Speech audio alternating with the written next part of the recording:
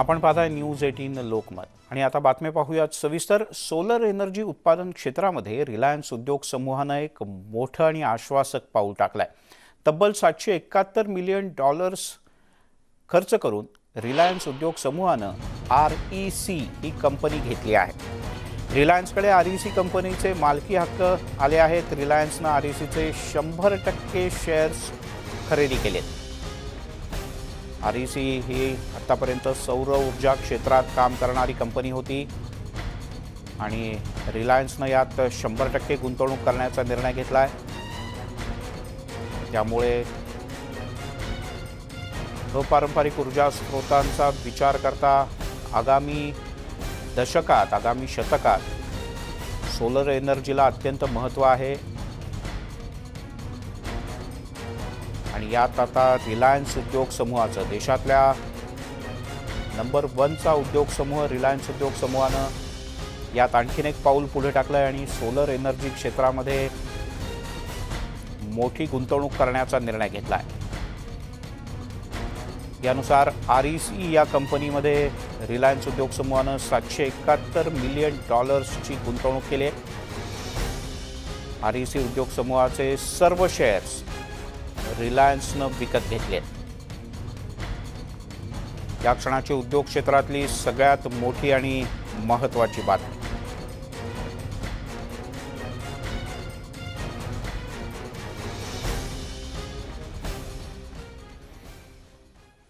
आणि आता वळूयात पुढच्या बातमीकडे। बुलेटिनची सुरुवात खड्ड्यांच्या बातमीनं आणि त्यावरच्या पत्रापत्रीच्या बातमीनं। मुंबईतल्या रस्त्यांवरच्या खड्ड्यांवरून भाजपचे आमदार नितेश राणे यांनी पुन्हा एकदा शिवसेनेला थारेवर धरलंय। नितेश राणे यांनी मुंबईच्या महापौर किशोरी पेडणेकर यांना एक पत्र लिहिलंय आणि एक खोचक टोमणा लगावलाय। एखादा पेंग्विन कमी पाळा पण रस्त्यावरचे खड्डे भरा, असं नितेश राणे यांनी महापौरांना लिहिलेल्या पत्रात नमूद केलंय। तसंच दिवाळीपूर्वी खड्डे बुजवण्यासाठी पावलं न उचलल्यास रस्त्यावर उतरून आंदोलन करण्याचा इशाराही त्यांनी दिला आहे।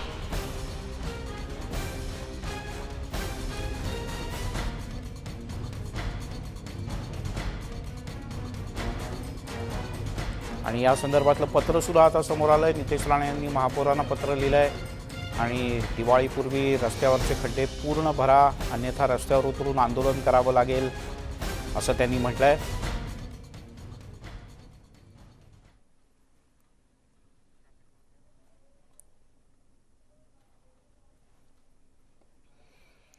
या पत्रामध्ये काय म्हटलंय ते पाहूयात।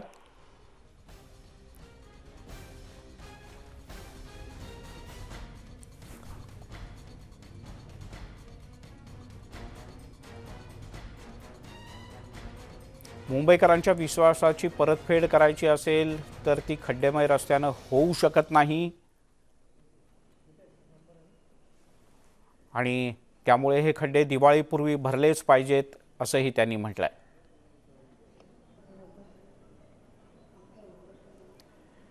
त्यामुळे आगामी काळात मुंबईमधला शिवसेना विरुद्ध भाजप हा संघर्ष अधिक तीव्र होणार हेच आता दिसतंय। प्रणाली कापसे आपल्या प्रतिनिधी आपल्यासोबत आहेत। प्रणाली, या पत्रात काय म्हटलंय राणे यांनी? मिलिंद, जर मुंबई महानगरपालिकेची निवडणूक जवळ आलेली आहे आणि हे पत्र हे त्याचंच द्योतक आहे असं म्हणायला हरकत नाही, कारण उद्यापासून भाजपचा मराठी कट्टा नावाचा कार्यक्रम सुरू होतोय। ज्या कार्यक्रमामध्ये मराठी बहुल जो भाग आहे या भागातल्या लोकांना स्वतःकडे आकर्षित करण्याचा प्रयत्न भाजपच्या वतीने केला जाणार आणि त्याच्यापूर्वी आज हे मुंबईच्या महापौरांना लिहिलेलं पत्र, खरं तर गेल्या आठवड्यामध्येच भाजपच्या वतीनं 2 ऑक्टोबरला 2 वेगवेगळी आंदोलनं करण्यात आलेली होती। अंधेरी परिसरात जे आंदोलन झालेलं होतं भाजप युवा मोर्चाचं, त्यावर पोलिसांनी लाठीचार्ज केलेला होता आणि म्हणूनच या पत्रामध्ये त्याचा सुद्धा उल्लेख केलेला आहे की जेव्हा आम्ही नागरिकांच्या खड्ड्यांबद्दल बोलतो त्यावेळेला आमच्यावर लाठीचार्ज केला जातो आणि आम्हाला परावृत्त केलं जातं आंदोलन करण्यापासून। त्यामुळे जर तुम्ही दिवाळीपर्यंत खड्डे भरले नाही तर मात्र पुन्हा आम्हाला एकदा आंदोलन करावं लागेल, असं नितेश राणे या पत्रामध्ये म्हणतात। या पत्राला उत्तर देताना मुंबईच्या महापौर यांनी सांगितलं की मला अजून पत्र मिळालेलं नाही आणि हे पत्र मिळाल्यानंतर मी कारवाई करेल असं नाही आहे, तर आम्ही आधीपासूनच कारवाई करायला सुरुवात केलेली आहे।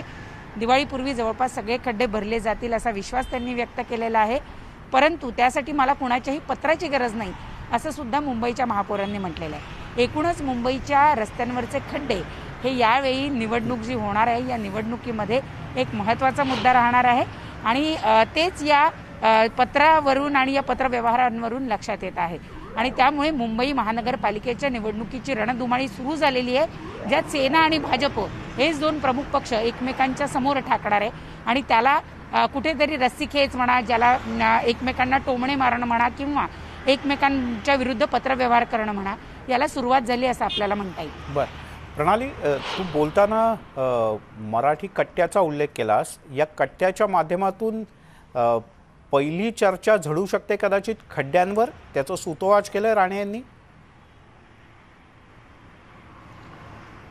खरं तर ही जी चर्चा आहे या चर्चेमध्ये नितेश राणे यांनी जेव्हा आपण मागे त्यांना विचारलं होतं तेव्हा ते असं म्हणालेले होते की आम्ही कुणाशी संवाद, आमचे प्रश्न आम्ही सांगणार नाही किंवा आम्हाला काय वाटतं हे सांगणार नाही, तर नागरिकांना काय वाटतं हे त्यांनी आम्हाला सांगायचं आहे. त्यामुळे त्यांना अपेक्षा अशी आहे की मुंबईकर रस्त्यावरच्या खड्ड्यांमुळे त्यांना जो काही त्रास होतो या त्रासाबद्दल स्वतः मुंबईकर त्यांना तक्रारी करतील आणि त्यानंतर आपण आंदोलन करू किंवा आपण पुढची रणनीती आखू असं त्यांच्या वतीनं सांगितलं जात आहे.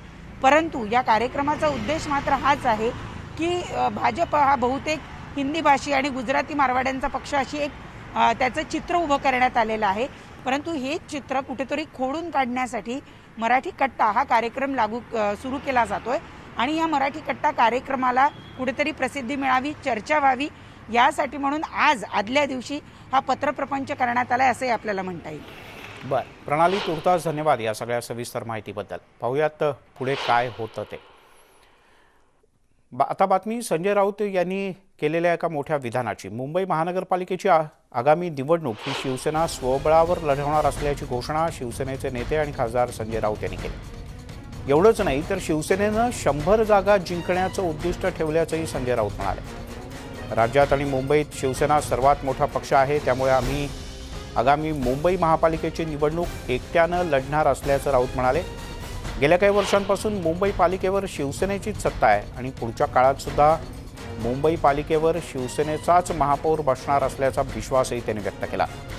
राज्यात महाविकास आघाडीचा प्रयोग यशस्वी झाला असला तरी संजय राऊत यांनी मात्र मुंबई महापालिकेकरता एकला चलो रेचाच नारा दिला आहे. मुंबई पालिकेत 227 जागा आहेत. दरम्यान गेल्या काही महिन्यांपूर्वी काँग्रेसनं सुद्धा मुंबई मनपाची निवडणूक स्वबळावर लढण्याची भूमिका घेतली होती. त्यामुळे आता शिवसेनेनंही स्वबळाचा नारा दिलाय. राज्यातील सत्तेत असलेले तीनही पक्ष राज्यात एकत्र असले तरी मुंबई पालिकेत महाविकास आघाडीत बिघाडी होणार का हे पाहणं आता महत्त्वाचं आहे.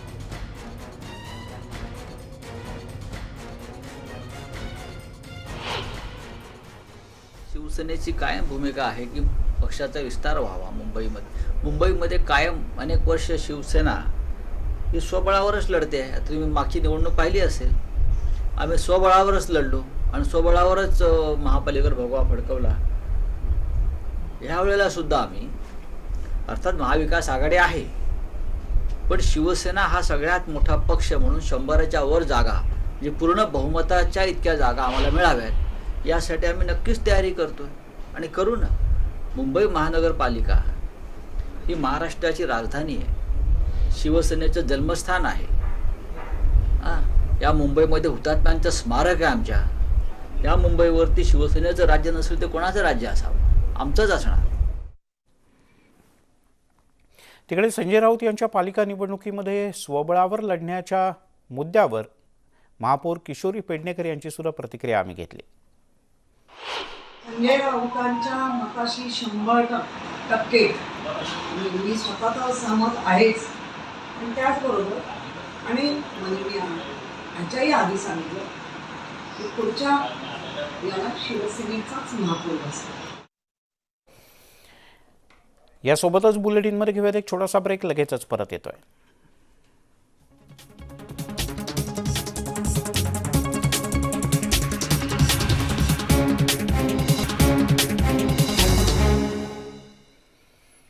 आपण पाहताय दुपारच्या बातम्या. भारतात लसीकरणानं आता चांगलाच वेग घेतला आहे, पण काही जण अजूनही लस घेण्यासाठी घाबरतायत, संभ्रमात आहेत. लस घेतल्यामुळे मृत्यू होतो किंवा DNA मध्ये बदल होतात, अशा अनेक अफवा आहेत. इंदोरमध्ये तर एका कुटुंबानं लस घेण्यास स्पष्ट नकार दिला. मग नेटवर्क 18 आणि फेडरल बँकेची संजीवनी अ शॉर्ट ऑफ लाईफ ही मोहीम आणि त्यामध्ये काम करणारे सहकारी इथे पोहोचले आणि त्यांच्या विचारात बदल घडला.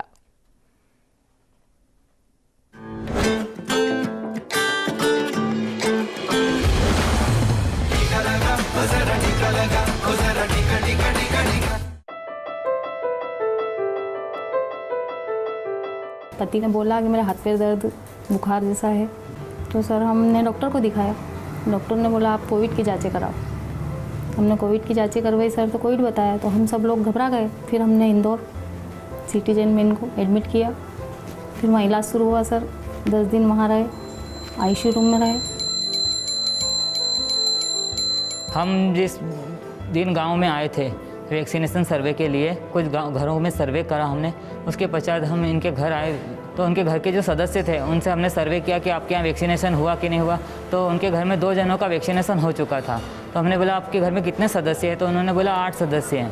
तो 8 सदस्य के बाद हमने पूछा कि बाकी लोगों ने क्यों नहीं कराया. तो उनके घर में बोले कि हमारे पापा को कोविड हो चुका था और कोविड होने के कारण अब वैक्सीनेशन हम नहीं करा रहे, क्योंकि आसपास के गांवों से हमारे परिचितों से हमें जानकारी मिल रही है कि यानी कि वैक्सीनेशन लगाने से लोग मर जाते हैं, बीमार हो जाते हैं. कुछ तो अफवाहें थी कि इससे कुछ लोग मर जाते हैं, बहुत तेज़ बुखार आता है. तो मेरे हस्बैंड बीमार थे, इसलिए हमने सोचा सर कि अगर हम वैक्सीन लगा लेंगे, तो हम भी घबरा गए थे कि लगाने से हम बीमार हो जाएंगे, कुछ हो जाएगा. तो हमने किया कि नहीं, हम वैक्सीन नहीं लगाएंगे. संजीवनी संस्था को मैं धन्यवाद देता हूँ. उन्होंने हमारी बहुत हेल्प की है. हमारे घर पर आकर समझाया कि आपको वैक्सीन लगाना है.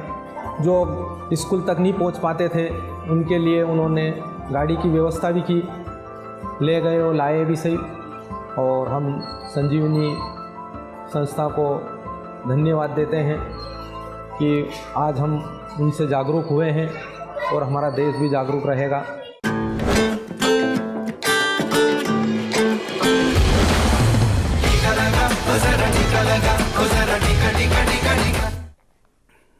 आणि याच मोहिमेच्या अंतर्गत आम्ही एक व्हॉट्सअप हेल्पलाईन क्रमांक सुरू केला आहे.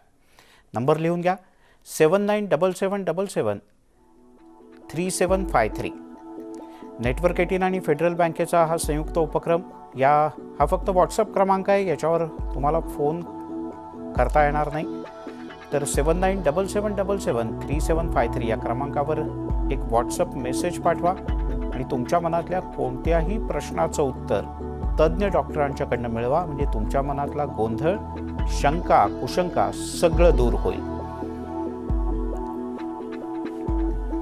आणि मंडळी, लस घेणं ही चांगली गोष्ट आहे. आणि महत्त्वाची आठवण मास्कबद्दलची. घराबाहेर पडताना मास्क घाला, हात वारंवार धुवा, अंतराच्या नियमाचं पालन करा. कारण कोरोना झपाट्यानं कमी होतोय, लसीकरण वाढतंय, पण कोरोना संपलेला नाही. त्याला पूर्ण संपवायचं आहे.